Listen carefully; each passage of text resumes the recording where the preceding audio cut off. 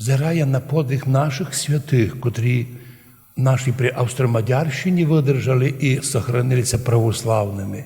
І при чехах чеська влада в порушення закона, що не сміла Прага лізти у духовні, церковні права Подкарпатської Руси, тому що русини, або нація русинська, делегувала тимчасово Празі лише границі, банки і армію. Все остальное не сміли чехи лізти.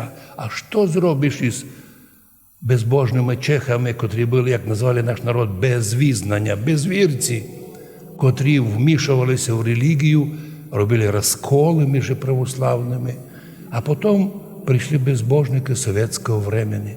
А тепер нині другі іспитання. Боже, поможи нам все то потерпіти, завжди мати на увазі подвиг наших предків і подвиг святих, бо лише так ми діти Божі, діти любві, благословення, а в вічності й наслідники Царства Божого. Амінь.